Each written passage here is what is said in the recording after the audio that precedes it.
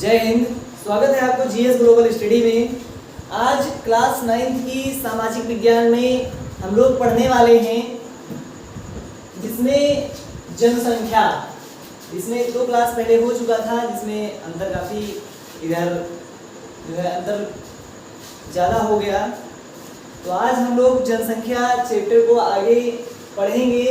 ठीक, जनसंख्या में हम लोगों ने काफ़ी हद तक यहाँ पर पिछली क्लास में हमने पढ़ लिया था। जो आज हमको पढ़ना है वो है जनसंख्या वृद्धि या परिवर्तन की प्रक्रिया। ठीक, तो जनसंख्या वृद्धि या परिवर्तन की जो प्रक्रिया देखना है हमको कि कौन से ऐसे परिवर्तन हैं, कौन सी ऐसी प्रक्रिया है जिसके अनुसार जनसंख्या का परिवर्तन हो सकता है। ठीक, जनसंख्या का परिवर्तन किन किन आधार पे हो सकता है उन चीज़ों को आज हम लोगों को यहाँ पर पढ़ना है। तो मुख्यतः अगर देखें तो जनसंख्या में होने वाले परिवर्तन की 3 मुख्य अवस्थाएं हैं, जिसमें पहला है जन्म दर। ठीक, उसके बाद में अगला है मृत्यु दर। ठीक, मृत्यु दर, जन्म दर, मृत्यु दर और प्रवास।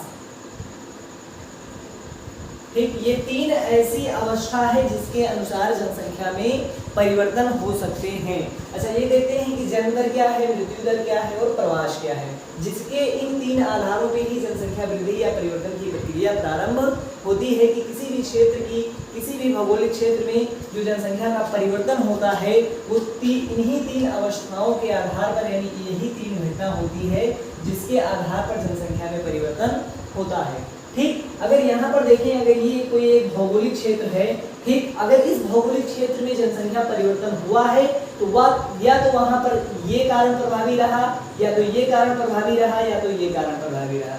इन तीनों कारणों की वजह से जनसंख्या में परिवर्तन हो सकता है। कैसे? जैसे मान लेते हैं कि अगर किसी भी भौगोलिक क्षेत्र में अगर, या ऐसे मानते हैं कि प्रति 1000 पुरुषों पे होने वाले जीवित बच्चों की संख्या में अगर वृद्धि हो रही है, यानी 1000 पुरुषों में, ठीक, प्रति 1000 पुरुषों पर जो जीवित बच्चों की संख्या है, ठीक, ऐसे मृत्यु बच्चों की संख्या नहीं, जीवित बच्चों की संख्या है, उन जीवित बच्चों की संख्या में अगर वृद्धि हो रही है तो मतलब जनसंख्या बढ़ रहा है। ठीक, यानी यहाँ पर मृत्यु दर कम होगा, जन्म दर अधिक होगा। तो यहाँ पर किसी भी भौगोलिक क्षेत्र में अगर इस क्षेत्र में मृत्यु दर यानी मरने वाले लोगों की संख्या कम है और जन्म दर यानी जीवित जन्म ज्यादा हो रहा है, बच्चों की संख्या निरंतर बढ़ रही है और यहाँ पर मृत्यु कम हो रही है, तो इसका मतलब क्या है? जन्म दर अधिक है। यानी इसी को बोलते हैं जन्म दर। दर निकालते हैं प्रति 1000 पुरुषों पे जीवित बच्चों की संख्या। ठीक, ये होता है जन्म दर प्रति 1000 पुरुषों पर जो प्रति 1000 पुरुषों पर मरने वाले बच्चों की संख्या। ठीक, उसके बाद में प्रवास भी देखेंगे। तो जन्म दर किसी भी भौगोलिक क्षेत्र में प्रति 1000 पुरुषों पे जीवित बच्चों की संख्या जन्म दर कहलाती है। इस क्षेत्र का अगर जन्म दर उच्च होगा तो जाहिर सी बात है या तो जन्म दर उच्च होगा या तो मृत्यु दर उच्च होगा। अगर ऐसा थोड़ी कि दोनों बराबर हुआ तो जनसंख्या स्थिर है, और सरकार यही काम करती है यानी कि ये जो बैलेंस है ये बराबर हो, ना तो जन्म दर ज़्यादा हो ना तो मृत्यु दर ज़्यादा हो, दोनों का स्थिर रहना बहुत ही जो है उपयोगी होता है। लेकिन अगर जन्म दर ज़्यादा हो गया तो जनसंख्या भयानक बढ़ेगी, अगर यही मृत्यु दर ज़्यादा हो गया, जन्म दर कम हो गया तो जनसंख्या बहुत तेज़ी से घटेगी। तो उसी को हमको यहाँ पर देखना है कि जन्म दर और मृत्यु दर को बैलेंस बना के रखना चाहिए, ना तो जन्म दर ज़्यादा हो ना तो मृत्यु दर ज़्यादा हो। ठीक, तो जन्म दर इस भौगोलिक क्षेत्र में जो भी जन्म होगा वो जन्म जो बैलेंस बना के, यानी जन्म दर इस क्षेत्र में अगर जन्म ज़्यादा होगा जन्म, तो यहाँ पर जनसंख्या बढ़ेगी, यानी जनसंख्या में परिवर्तन देखने को मिलेगा। ठीक, जनसंख्या में देखने को जो परिवर्तन हमें यहाँ पर देखने को मिलेगा। ठीक, लेकिन उसके बाद देखते हैं मृत्यु दर। तो मृत्यु दर भी यही सेम बातें हैं कि मृत्यु दर अगर इस क्षेत्र में जन्म दर निम्न है, मृत्यु दर ज़्यादा है, तो लोग कम होंगे, यानी संख्या घटेगी, और जब संख्या घटेगी तो यहाँ पर जनसंख्या कम होगा, तो हमें यहाँ भी जनसंख्या परिवर्तन देखने को मिलेगा। इसी को बोलते हैं जनसंख्या परिवर्तन की प्रक्रिया। अब वो प्रक्रिया चाहे जन्म दर हो या मृत्यु दर हो, ठीक। लेकिन प्रवास का मतलब होता है किसी एक स्थान से जाके किसी दूसरे स्थान पे बस जाना, प्रवास कहलाता है। अब यह प्रवास चाहे एक देश से दूसरे देश में जाके बसें या किसी एक स्थान से दूसरे स्थान पे जाके निवास करने लगे, तो उसी को बोलते हैं प्रवास, यानी यहाँ से प्रवास कर गए। ऐसे नाम सुने होंगे, प्रवासी, यानी प्रवास कर गए। इस क्षेत्र में पहले तो वो यहाँ रहते थे, उनका जन्म यहाँ हुआ है, वो यहीं के थे, लेकिन वो यहाँ से कुछ समय के बाद प्रवास कर गए, यानी चले गए किसी दूसरे क्षेत्र में रहने लगे, ठीक। तो प्रवास में अगर प्रवास जनसंख्या का प्रवास होगा, जैसे मान लो दो क्षेत्र हैं, दो ये भौगोलिक क्षेत्र हैं, इन दो क्षेत्रों में अगर देखा जाए तो यहाँ पर कोई ऐसी प्राकृतिक या मानवीय घटना होती है कि यहाँ से लोग जाके इस क्षेत्र में बसने लगे, ठीक। यहाँ पर बहुत सारे लोग रहते थे, जनसंख्या बहुत जो सघन थी, लेकिन यहाँ पर कुछ ऐसा कारण हुआ, ऐसा कुछ प्राकृतिक कारण हुआ या कुछ ऐसा मानवीय कारण हुआ कि यहाँ से लोग जाने लगे, ठीक। अच्छा, प्राकृतिक कारण कौन कौन से हो सकते हैं? बहुत सारे कारण हो सकते हैं कि जो यहाँ पर बाढ़ बहुत अधिक आना या जो भी ऐसी प्राकृतिक आपदाएं आना, ठीक, कि यहाँ के लोग इनको मजबूरन में अपने इस स्थान को छोड़ना पड़े, सुनामी आ गई, भूकंप आ गया, या फिर बहुत सारी ऐसी प्राकृतिक आपदाएं आ गई, महामारी आ गया, जिसकी वजह से इनको अपना स्थान ये छोड़ना पड़ा। लेकिन मानवीय कारण भी बहुत सारे हो सकते हैं कि जो आंतरिक गृह युद्ध हो जाए, यानी देश के अंदर ही या एक देश से दूसरे देश के मध्य जो है युद्ध होने लगे, तो उस युद्ध की स्थिति में भी लोग उस स्थान को छोड़ के दूसरे स्थान पे चले जाते हैं, ठीक। तो प्रवास के कई कारण हो सकते हैं, मानवीय कारण भी हो सकते हैं और प्राकृतिक कारण भी हो सकते हैं। प्राकृतिक कारण में बाढ़, सूखा, सुनामी, भूकंप, ज्वालामुखी जैसी तमाम प्राकृतिक घटनाएं घटित हो सकती हैं, ठीक। बड़ी बड़ी जो महामारियां होती हैं, आज के समय में देखने को तो ये कम मिलती है, लेकिन पहले के समय में, यानी जैसे कोरोना आया था, तो कोरोना के लिए जो यहाँ पर कोरोना के टाइम पे भी बहुत सारे लोग मरे, लेकिन उससे पहले अगर 100 साल पहले देखें तो कोरोना जैसा ही बहुत भारी बहुत बड़ी बड़ी महामारियां आती थी, पूरा का पूरा गांव पूरा का पूरा जो है एक भी व्यक्ति नहीं जिंदा बचते थे। हैजा नामक बहुत भयानक बीमारियां आती थी, संक्रमण रोग आते थे, वो सारे पूरा का पूरा गांव खाली कर देते थे। तो वहाँ पर क्या होता था, मृत्यु दर ज़्यादा हो जाती थी, तो पूरा का पूरा जनसंख्या का पूरा प्रक्रिया ही परिवर्तन हो जाती थी, जनसंख्या पूरी की पूरी परिवर्तन हो जाता था। या तो जन्म दर कुछ ज़्यादा होगा, मृत्यु दर नहीं होगा, तो भी पूरा परिवर्तन भयानक, ये ज़्यादा है ये कम है तो चलो ठीक है, लोग बढ़ ही रहे हैं, लेकिन जब ये ज़्यादा होता है, मृत्यु दर और जन्म दर कम होता है, तो पूरा का पूरा जनसंख्या की पूरा परिवर्तन ही बदल जाता है, ठीक। प्रवास में क्या होगा कि ये उस स्थान को छोड़ के कहीं दूसरे स्थान पे चले जाएंगे, तो जहाँ से गए हैं वहाँ पर जनसंख्या बहुत ज़्यादा बढ़ जाएगी, यानी इस क्षेत्र से यहाँ पर गए तो पहले यहाँ 100 लोग रहते थे, अब यहाँ हो गए 200, तो उसमें भी परिवर्तन हो गया, तो वो परिवर्तन की प्रक्रिया हमको बताती है प्रवास, ठीक। इतनी बातें समझ में आई कि जनसंख्या वृद्धि या परिवर्तन की जो प्रक्रिया की जो 3 अवस्थाएं हैं, वो अवस्था है जन्म दर, मृत्यु दर और प्रवास। इन्हीं 3 कारणों की वजह से किसी भी क्षेत्र की जनसंख्या में परिवर्तन देखने को मिलता है, ठीक। अब वह परिवर्तन चाहे वृद्धि के रूप में हो या ह्रास के रूप में हो, ठीक। यहाँ पर ऐसे भी लिख सकते हैं वृद्धि या ह्रास, ठीक। तो ये जनसंख्या जो वृद्धि या ह्रास परिवर्तन की प्रक्रियाएं जन्म दर, मृत्यु दर और प्रवास, ठीक। आगे बढ़ते हैं, उसके बाद में देखते हैं आयु संरचना, ठीक। इंपॉर्टेंट है ये, इसको नोट कर लो। और जो हम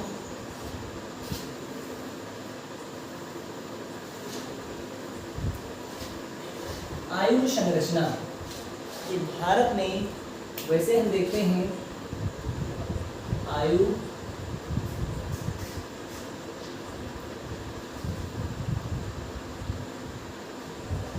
संरचना की अगर बात की जाए यहाँ पर, तो आयु संरचना की मतलब होता है कि भारत की जो जनसंख्या है 2011 के अनुसार, ठीक, 2021 का नहीं, 2011 का, तो 2011 की जनगणना के अनुसार भारत में लगभग 121 करोड़ लोग रहते हैं, ठीक 121 करोड़ लोग रहते हैं।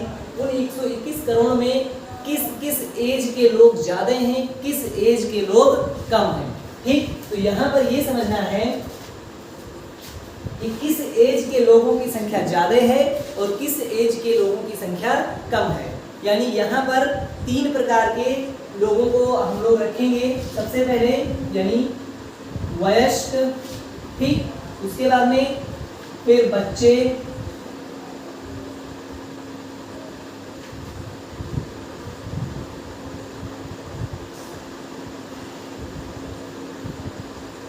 वयस्क और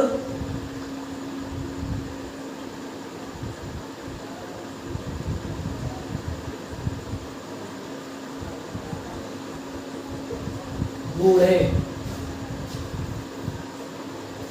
यानी वृद्ध भी कह सकते हैं, बूढ़े लिखना ठीक नहीं है, वृद्ध लिख दें।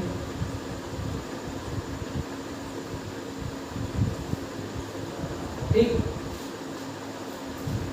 तो आयु संरचना की बात की जाए तो या तो बच्चे होंगे, या तो वयस्क होंगे और या तो वृद्ध होंगे। यानी वृद्ध का मतलब बूढ़ी, जो बूढ़े लोग होते हैं उनको वृद्ध बोला जाता है। तो यहाँ पर बच्चों की उम्र क्या होगी, ये जीरो, बच्चे किसको बोलते हैं, यानी जो जीरो से जीरो क्या जो भी है लेकर 14 साल तक के, 14 वर्ष तक की उम्र को ऐसे बच्चों की श्रेणी में इसको रखते हैं। वयस्क 15 से 59 वर्ष तक रखते हैं और फिर 62 वर्ष से प्लस जितने लोग होंगे वो सारे के सारे वृद्ध यानी बूढ़ों की श्रेणी में आ जाएंगे। ठीक, तो यहाँ पर वयस्क का मतलब होता है युवा। ठीक, यहाँ युवा लिखते ज्यादा समझ में आएगा। ठीक, बच्चे, युवा और वृद्ध, 3 प्रकार के यानी आयु संरचना हमको देखने को मिलती है भारत में। लेकिन अगर इनकी संख्या में बात की जाए तो सबसे ज्यादा भारत में सबसे ज्यादा है युवा, 58.7%। ठीक, 58.7% कौन है, युवा है। ठीक, और फिर बच्चे कितने हैं, तो बच्चे हैं 34.4%, 34.4% बच्चे हैं और 6.9% वृद्ध हैं, 6.9%। अच्छा, यहाँ पर ध्यान देने वाली बात ये है कि अगर इसको एक चार्ट में लिखें, ठीक, अगर इसका अध्ययन एक चार्ट में करते हैं तो ये चार्ट दिखेगा 58.7% युवा। ठीक, ये दिखेगा 34.4% बच्चे। ठीक, 6.9% ये दिखेंगे वृद्ध लोग। ठीक, तो यहाँ पर भारत में आयु संरचना के इतने प्रतिशत लोग रहते हैं। इसीलिए भारत की जो युवा अवस्था है, यानी भारत जो तो अभी 58.7% जनसंख्या ऐसी है जो युवा अवस्था में है। ठीक, इसीलिए कहते हैं कि भारत अभी युवा है। उसका कारण क्या है कि भारत में भी युवाओं की संख्या बहुत ज्यादा है। कितना है, 58.7%, यानी 50% से भी ज्यादा जनसंख्या भारत की युवा अवस्था में है। ठीक, अच्छा, यहाँ पर कारण ये है कि यहाँ पर थोड़ा ये समझना है कि जो जनसंख्या नीति लागू की गई थी उसको आगे बढ़ना है। ठीक, लेकिन उसके बारे में थोड़ा सा यहाँ पर समझते हैं कि आखिर जनसंख्या नीति लागू किया गया तो यहाँ पर जो 1 बच्चे वाली या 2 बच्चे वाली नीति अपनाई गई वो यहाँ पर किस प्रकार से भारत में नहीं लागू हो पाया। तो उसका मेन कारण ये था कि जो इस कॉन्सेप्ट को पढ़ेगा, अभी ऐसे कहते हैं ना कि हम अपने आप से कह सकते हैं कि जो सभी को या जनसंख्या बहुत ज़्यादा हो गई है तो ऐसा कानून बनाना चाहिए कि केवल एक ही बच्चा या एक ही बच्चा होना चाहिए। जैसे चाइना में हुआ था कि केवल एक बच्चे की ऐसे कानून बना के पास कर दिया गया कि उसके बाद जो है एक कानूनी अधिकार बना दिया गया, दंडात्मक कानून बना दिया गया। तो यहाँ पर भारत में वो क्यों नहीं बना सकते? उसका कारण ये है कि देखो बच्चों की संख्या है 34.4%, युवा है 58.7, वृद्ध लोग हैं 6.9। अभी इस समय देखो कमाने वाली एज कौन सी है, कमाने वाले युवा 15 से 59 साल के जो युवा हैं यही युवा क्या करते हैं, काम करते हैं। तो कमाने वाले लोग हैं 58.7%, लेकिन खाने वाले लोग 6.9। केवल वृद्ध लोग भी काम थोड़ी करते हैं, यानी 59 साल के बाद में कोई काम नहीं होता, मतलब ये आराम करेंगे, काम ये करेंगे 6.9% ये खाएंगे, और बच्चे जो कि अभी 14 साल के हैं तो ये भी युवाओं पर ही आश्रित होते हैं, तो 34 और 6 ये, यानी लगभग 41-42% जो भी है वो सारे के सारे लोग क्या करते हैं, खाते हैं। लेकिन कमाता कौन है, ये। अच्छा, अगर यहाँ पर ये नियम बदल दिया गया, यानी केवल 1 कर दिया गया, तो यहाँ पर हो जाएगा, जब ये वाला युवा अवस्था यहाँ जाएगा, ठीक, 58.7%, कभी ना कभी ये बड़े होंगे, और बड़े होने के बाद में ये भी वृद्ध वाली अवस्था में जाएंगे। तो जब ये इस अवस्था में जाएंगे तो ये वाली संख्या बढ़ के हो जाएगी 58.7%, और ये वाली संख्या हो जाएगी 34.7, और यहाँ वाली संख्या बहुत कम हो जाएगी, ठीक। तो यहाँ 34% लोग काम करेंगे, 58.7% लोग खाएंगे बैठ के, ठीक। और उसके बाद जब जो इनके बच्चे होंगे, क्योंकि ये यहाँ जाएंगे, तो इनके बच्चे जो होंगे वो लगभग 15% के आसपास होंगे, ठीक, या और कम होंगे, मान लो 10% के आसपास हुए, क्योंकि इसका अंतर काफी रहेगा। तो यहाँ पर 10% लोग इधर खाने वाले, 34% लोग ही केवल काम करेंगे, 10% इधर खिलाएंगे, और 58.7% लोगों को इधर बैठा के जो है उनको खिलाएंगे। तो इनके ऊपर भार ज्यादा होगा, ठीक। मान लो उसके बाद में जब ये और आगे जाएंगे, इधर जाएंगे, तो ये 10% इधर आएंगे, तो इनके ऊपर इनके आधा भी ये नहीं है। तो यानी इस प्रकार से यहाँ पर ये पूर्ण रूप से लागू नहीं हो सका, ठीक। लेकिन यहाँ पर जो भी कानून बनाया गया है जनसंख्या से संबंधित, वो इन सारी चीजों को ध्यान में रख के बनाया गया है, ठीक। उसके बाद में हम लोग आगे बढ़ते हैं, और हमारा आयु संरचना भी हो गया। भारत में सबसे ज्यादा, जो भारत की 121 करोड़ जनसंख्या 2011 के अनुसार है, उसमें सबसे ज्यादा किस आयु वर्ग के लोग रहते हैं, तो उस समय यानी वयस्क जो लोग हैं वो सबसे ज्यादा रहते हैं। कितने प्रतिशत हैं, 58.7% लोग युवा अवस्था में हैं अभी भारत में, ठीक। उसके बाद में आगे बढ़ते हैं, और अगला पॉइंट हमारा है साक्षरता दर। साक्षरता दर, साक्षरता दर, ठीक। साक्षरता दर देखते हैं, इस साक्षरता दर क्या है, ठीक। साक्षरता दर की बात की जाए तो यहाँ पर ये देखते हैं कि साक्षरता दर किसे कहते हैं, ठीक। तो साक्षरता दर किसी जनसंख्या का बहुत ही महत्वपूर्ण गुण, इसमें अस्पष्टता केवल एक शिक्षित और जागरूक नागरिक की बुद्धि ही बुद्धिमत्तापूर्ण निर्णय ले सकता है एवं शोध और विकास के कार्य कर सकता है। साक्षरता दर में कमी अधिक प्रगति और गंभीर रुकावट है। अगर यही बात की जाए 2000 यानी साक्षरता दर का अगर यहाँ पर मेन मतलब देखें तो साक्षरता दर का मतलब होता है कि किसी भी भौगोलिक क्षेत्र में जितनी जनसंख्या है उस जनसंख्या में कितनी प्रतिशत जनसंख्या पढ़ी लिखी है, ठीक। यानी मान लो इस क्षेत्र में 100 लोग हैं, ठीक। इन 100 लोगों में, यहाँ पर 100 लोग हैं, तो इन 100 लोगों में कितने लोग पढ़े लिखे हैं, ठीक। उनका औसत निकाला जाता है, ठीक। तो ऐसे निकल के आता है कि किसी भी भौगोलिक क्षेत्र में उस क्षेत्र में कितने प्रतिशत लोग पढ़े लिखे हैं, तो उसी को निकालते हैं कि अभी यहाँ पर मान लो 70 लोग पढ़े लिखे हैं, तो यहाँ पर माना जाएगा कि 70% जनसंख्या इस क्षेत्र की पढ़ी लिखी है, अर्थात इस क्षेत्र की जो साक्षरता दर है वो 70% है, यानी इस 100 लोगों में 70 लोग पढ़े लिखे हैं, यानी यहाँ पर 70% साक्षरता दर है, ठीक। तो 2011 की जनगणना के अनुसार भारत की साक्षरता दर, भारत की साक्षरता दर, ये बहुत इंपॉर्टेंट है, इसको नोट कर लो। 2011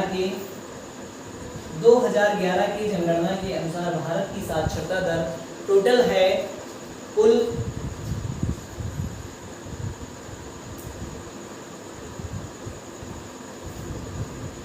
73%, ठीक। भारत की जो साक्षरता दर है वो है 73%। कितना है, 73%। अच्छा, 73% में महिला और पुरुष सबको मिला के बताया गया, यानी भारत की साक्षरता दर, यहाँ पर पुरुष और महिला की बात नहीं की गई है, महिला और पुरुष की साक्षरता दर अलग अलग होगी। 2011 की जनगणना के अनुसार भारत की कुल साक्षरता दर 73% है, जिसमें महिला और पुरुष दोनों इंक्लूड हैं, शामिल हैं, ठीक। तो 73 जो 73% जनसंख्या है, ठीक, वो पढ़ी लिखी है 2011 की जनगणना के अनुसार। लेकिन अगर इन 73% में देखें, पुरुषों का अलग देखें, महिलाओं का अलग देखें, तो ये आता है, इसलिए पुरुष वाला अलग लिख लें और महिला वाला भी अलग लिख लें, ये इंपॉर्टेंट है, ठीक। तो पुरुषों की साक्षरता दर है, तो नोट कर लो, पुरुषों की साक्षरता दर 80.9% तथा महिलाओं की 64.6%। 80.9% और 64.6%। टोटल पुरुष भारत में जितने भी पुरुष हैं, उन पुरुषों में अगर मान लो भारत में 121 करोड़ जनसंख्या 2011 के अनुसार है, तो उस 121 करोड़ में जितने भी पुरुष होंगे, उन सारे पुरुषों में 80.9% पुरुष पढ़े लिखे हैं। लेकिन भारत में 121 करोड़ जनसंख्या में जितनी भी महिलाएं हैं, क्योंकि महिला और पुरुष दोनों मिला के 121 करोड़ हैं, तो उसमें जितने भी महिला हैं, भारत में जितनी भी महिला हैं, उन सारी महिलाओं में 64.6% महिला ही पढ़ी लिखी है 2011 के जनगणना के अनुसार, ठीक। 2011 की जनगणना के अनुसार महिलाओं की साक्षरता दर है 64.6%।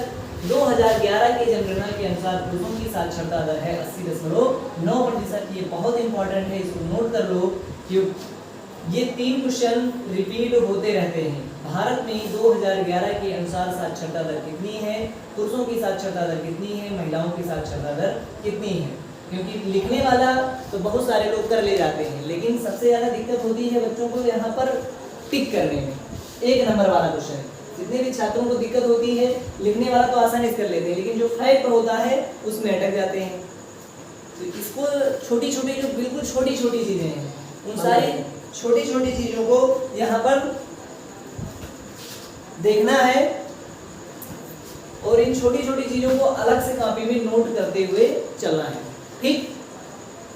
उसके बाद में अगर देखते हैं कि यही चीज अगर जब भारत में